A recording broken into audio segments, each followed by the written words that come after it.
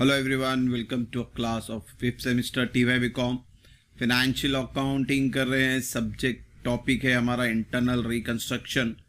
आज करेंगे सम नंबर 8 और प्रीवियस वीडियो आई बटन में चेक करें, डिस्क्रिप्शन में लिंक है। फाइनेंशियल अकाउंटिंग के सारे टॉपिक है हमारे पास, इन्वेस्टमेंट है, बायबैक है, प्रिपरेशन ऑफ फाइनल अकाउंट है, कॉस्ट शीट पूरा बनाया हुआ है, कॉस्ट अकाउंटिंग 5th सेमेस्टर का भी, उसके अंदर भी सारे टॉपिक कवर अप है। ओवरहेड्स है, मटेरियल है, रिकंसिलेशन है। जो just follow the description. Playlist है सब टॉपिक के, प्लेलिस्ट के हिसाब से सारे सम ऑर्डर वाइज बनाए गए, ऑर्डर वाइज चेक करें। तो बिगिन विद क्वेश्चन नंबर 8।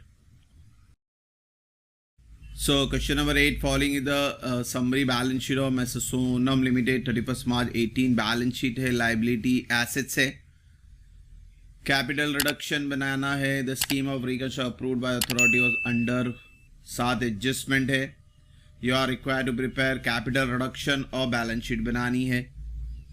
तो कैपिटल रिडक्शन यहाँ बना लेंगे, बैलेंस शीट नेक्स्ट स्लाइड पे बनाएंगे। जनरेंटी नहीं बोली है, विदाउट जनरेंटी हमें बनाना है। तो फॉर्मूला याद रखना हमेशा बच्चों। एसेट इंक्रीज तो हमारे लिए फायदा, क्रेडिट। एसेट डिक्रीज तो हमारे लिए नुकसान। टेबल बताया था मैंने आपको इनिशियली। लाइबिलिटी इंक्रीज नुकसान, लाइबिलिटी डिक्रीज फायदा। तो हमें इनकम के बारे में ध्यान देना है। कैपिटल रिडक्शन आपका नॉमिनल अकाउंट है। नॉमिनल अकाउंट का rule debit all expenses and losses, credit all income and gain. तो जितना भी फायदा होगा वो क्रेडिट और जितना भी नुकसान होगा वो डेबिट। पहला एडजस्टमेंट में है, each equity share will be return down from ₹10 to 6। Equity share 10 lakh है, इसका नंबर ऑफ शेयर अगर 10 से डिवाइड करेंगे तो 1 लाख बना, उसको जहन में रखना। तो हमें 1 लाख का कैलकुलेशन है। अब भाव 10 से 6 हो रहा है तो 4 रुपया कम हुआ, तो 4 रुपया हमारे लिए फायदा हो। लाइबिलिटी कम हो रही है यानी फायदा हो रहा है। तो 4 इंटू 1 लाख, तो हमें जो फायदा हो रहा है वो 4 लाख का फायदा हो रहा है। फिर प्रेफरेंस शेयर रिटर्न डाउन करेंगे 10 से 8 पे। प्रेफरेंस शेयर है 5 लाख अमाउंट है, अगर इसको 10 से डिवाइड करो तो 50,000 शेयर बना। 50,000 शेयर है, ठीक है। भाव इनका 10 है, यहाँ पे भी लिखा है 10, वो 4 है, 10 से वो 8 पे चेंज हो जावे, यानी यहाँ पे भी 2 रुपया कम हो रहा है। तो 2 रुपये का फायदा हो रहा है। तो 50,000 इंटू 2 तो कितना हुआ? 5 2 10, 1 लाख। तो हमारा जो फायदा हो रहा है वो आपको बताना है। और फिर आगे उन्होंने बोला this preference share are to be converted into 12% preference share of 6 fully paid of 2 each and remaining into equity. तो अब ये 50,000 शेयर को पहली बात तो 12% प्रेफरेंस शेयर नाम देना है आपके न्यू बैलेंस शीट में, जो कि 50,000 इंटू 2 के हिसाब से बनेगा 1 लाख। और ये जो इक्विटी है अभी 6 रुपये का भाव है, इसमें 2 रुपया ही पेड हुआ है, यानी 4 रुपया बाकी है। तो हमारे लिए यहाँ पे अभी रुपीज इंपॉर्टेंट नहीं, नंबर ऑफ शेयर है। तो वो जो 50,000 शेयर है उसको इक्विटी में भी कन्वर्ट करना है। ये क्वेश्चन है, जरा इंपॉर्टेंट है और ट्रिकी है, इसको समझना पड़ेगा। तो जब हम बैलेंस शीट बनाएंगे, उस बैलेंस शीट में जब नंबर ऑफ इक्विटी शेयर लेंगे तो जहन में रखना, पहली बात तो यहाँ का 1 lakh number of share plus ये 50,000 शेयर भी आपको वहाँ प्लस करना है। इन्होंने बोला है कि रिमेनिंग इनटू इक्विटी, तो 50,000 शेयर आपको इक्विटी में कन्वर्ट करना है। तो ये चीज़ को क्वेश्चन मार्क है, इसको जहन में रखें। Then 10% debenture holder agree to waive 20% of the right. Debenture holder जो हैं 2 लाख वाले हैं, वो बोलते हैं कि भाई हम 20% वेव कर रहे हैं, माफ कर रहे हैं, 20% लाइबिलिटी कम हो रही है। तो 20% 2 लाख का कितना आता है? 40,000। लाइबिलिटी कम, फायदा क्रेडिट में लिखेंगे 40,000। फिर assets were revalue, land building 12 lakh करना है, 10 लाख पुरानी कीमत है, 2 लाख एसेट बढ़ रहा है, अगेन फायदा। फायदा credit all income and gain, difference बताना है। और stock to be reduce by 20%, stock को 20% कम करना है, नुकसान 20%, 80,000 का नुकसान हो रहा है। Debit all expenses and losses. फिर creditor dues are settled as follows. Creditor हमारे है 2 लाख, उसका सेटलमेंट ABC फॉर्म में है, तो उसको समझना पड़ेगा। छोटा सा वर्किंग नोट है। क्रेडिटर असल वैल्यू 2 लाख है हमारी, उसमें से सबसे पहले 30% इमीडिएट पेमेंट हो रहा है, 3 2 6 यानी 60,000 इमीडिएट पेमेंट हो रहा है। पेमेंट एंट्री अगर पास करेंगे तो क्रेडिटर टू बैंक की एंट्री बनेगी, तो बैंक क्या हो जाएगा, क्रेडिट हो जाएगा।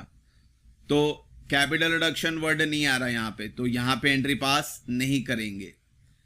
फिर 50% paid by issue of 10% debenture, ठीक है, इसको बाद में करते हैं, पहले ये कर लेते हैं। 20% अमाउंट कैंसल्ड हो रहा है, माफ करने बोल रहा है, यानी यहां पे अब हमारे लिए फायदा हो रहा है। तो अगेन 2 लाख का 20% कितना आया, 40,000, ये जाएगा हमारे कैपिटल रिडक्शन में क्रेडिट साइड, क्योंकि लाइबिलिटी कम हो रही है, हमारे लिए फायदा हो। अब 50% अगेन 2 लाख का 50% जो है वो कन्वर्ट हो जाएगा डिबेंचर में। तो आपको जब बैलेंस शीट बनाओगे उस वक्त डिबेंचर में 2 लाख और ये 1 लाख भी लेना पड़ेगा। हाँ, इसमें 40,000 वेव्ड भी हो गया, उसको भी जहन में रखें कि 40,000 माइनस भी करना है। इसका कैलकुलेशन बाद में करते हैं, फिलहाल क्रेडिटर की बात कर रहे हैं। तो क्रेडिटर का बाइफिकेशन बताया मैंने आपको, तो बाइफिकेट करके रखेंगे तो समझ में आएगा कि कैपिटल रिडक्शन में सिर्फ 40,000 यहां लिखना है अपने को, 1 लाख बैलेंस शीट में जाने वाला है और बैंक क्रेडिट हो रहा है, यानी उतना पैसा कम हो रहा है। तो बैलेंस शीट में जब कैश एंड कैश इक्विवेलेंट की एंट्री आती है तो वहां पे ये काम आता है। तो इसको साइड में लिख के रखना, तो जहन में रहेगा कि भाई ये बैंक की एंट्री भी पास करनी है। और ये जो डिबेंचर बढ़ रहा है तो इसका भी कैलकुलेशन समझा दूं। ये जो थर्ड वाला तो 80 से कैलकुलेट कर रहा हूं मैं। तो पहले देखो 2 लाख में से 20% वेव कर दिया, 40,000 माइनस कर दिया, तो ये कैपिटल रिडक्शन में हमने पास किया था। इसका मतलब अब हमारे पास जो डिबेंचर बच रहा है 1,60,000 का डिबेंचर बच रहा है। इस 1,60,000 में आपको ये 1 लाख भी कंसीडर करना पड़ेगा, यानी प्लस करके बताना पड़ेगा। तो जब हम बैलेंस शीट बनाएंगे उस वक्त जब डिबेंचर लिखेंगे इट विल बी 2,60,000। तो ये वर्किंग नोट साइड में लिखें तो समझ में आएगा कि करना क्या है। फिर है all intangible and fictitious asset to be written off. Intangible asset goodwill है, फिक्टिशियस एसेट जिसका भी नाम एक्सपेंस होगा वो फिक्टिशियस एसेट होगा, इसको याद रखें। क्योंकि एसेट यानी प्रॉपर्टी, प्रॉपर्टी में एक्सपेंस का कोई काम नहीं है। ये फिक्टिशियस बोगस एसेट है, ऐसा ही फर्म लोग जो है वो लिख देते हैं ताकि आपका एसेट बड़ा नजर आए। तो समझने वाले तो समझ में आते कि भाई फिक्टिशियस एसेट है। तो फिक्टिशियस एसेट पहचानने का सिंपल एक्सपेंस वर्ड रहेगा। तो 2 फिक्टिशियस एसेट है और ये गुडविल है। क्या करने बोला उसने, रिटर्न ऑफ, यानी एसेट रिटर्न ऑफ हो रहा है, कम हो रहा है, हमारे लिए तो नुकसान है। और नुकसान कहां जाएगा अपने को, डेबिट साइड। 3 नाम लिखेंगे, गुडविल, पब्लिसिटी और प्रिलिमिनरी एक्सपेंस, सेम अमाउंट के साथ 2 lakh, 4 lakh, 1 lakh. Now the 7 adjustment, 10,000 equity share of 6 each were issued to public for cash. अब यहाँ पे कंपनी रिकंस्ट्रक्शन के दौरान इशू भी कर रही है। इशू कर रही हैं तो कोई फायदा नुकसान की बात नहीं है, क्योंकि इशूड कर रही हैं तो कैश बैंक पैसा आने वाला है, cash bank account debit to equity share, reduction से कोई लेना देना नहीं है। तो इसकी जेनेटिव होगी, उससे फर्क क्या पड़ेगा, बैलेंस शीट में फर्क पड़ेगा, इसलिए साइड में लिख रहा हूं इसको भी वर्किंग नोट के तौर पे। 10,000 इंटू 6 करेंगे तो 60,000 पैसा आ रहा है। देखो बैंक अकाउंट में डेबिट और इक्विटी शेयर में क्रेडिट। अब यहाँ पे इक्विटी शेयर जो है वो बहुत बढ़ गई है। पहले तो ये 1 लाख थी, फिर ये अब ये जो 10,000 का आ रहा वो, प्लस ये जो प्रेफरेंस शेयर है ये 50,000 का, ये भी ऐड ऑन होगा। तो 3 अमाउंट आएंगे इक्विटी शेयर में, इसको याद रखना। और एक चीज है यहाँ पे देखो बच्चों, कैश बैंक क्वेश्चन में तो नहीं दिया बैलेंस शीट में कैश बैंक, तो हमें जो कैश बैंक कंसीडर करना है वो एडजस्टमेंट से ही कंसीडर करना है। यहाँ पे आप देखो बैंक क्रेडिट है 60,000 का और बैंक डेबिट है 60,000 का, यानी कैश एंड कैश इक्विवेलेंट आपका टोटली क्या बन जाएगा, नील हो जाएगा। तो इसको लिखने की ज़रूरत नहीं है। तो ये चीज़ भी जहन में रखें, इसलिए वर्किंग नोट बनाएंगे तो पिक्चर सामने क्लियर हो जाती है।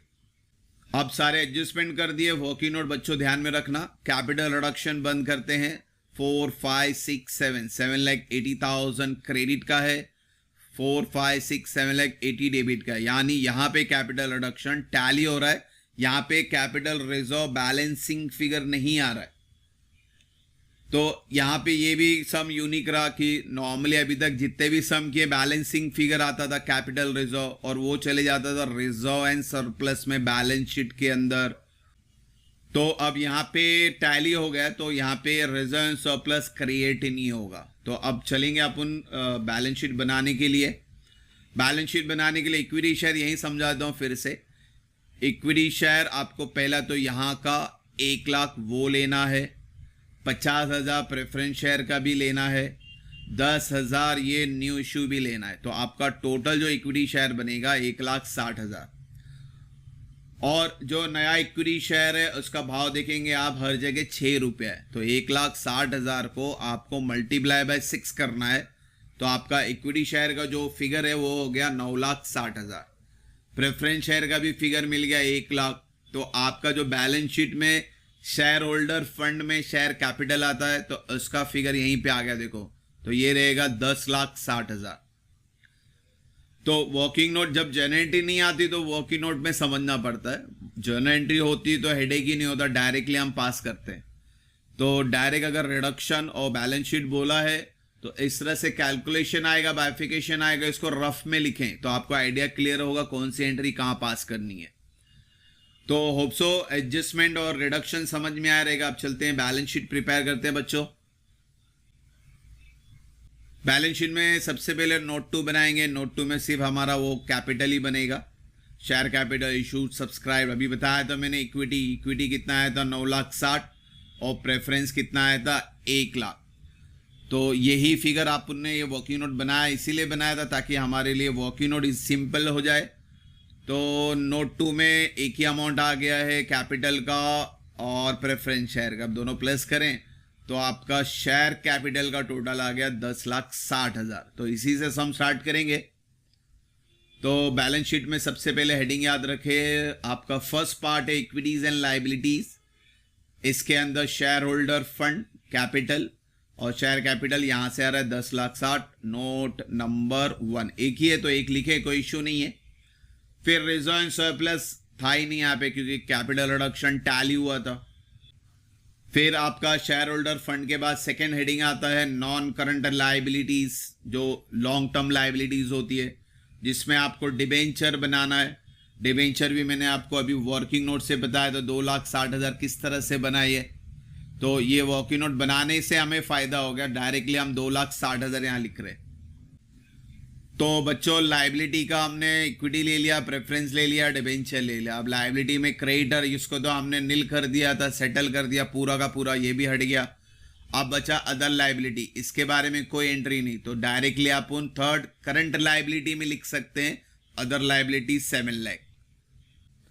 और फिर आपका इक्विटीज एंड लाइबिलिटीज खत्म होता है। टैली फिगर निकाल लो इसका 20,20,000।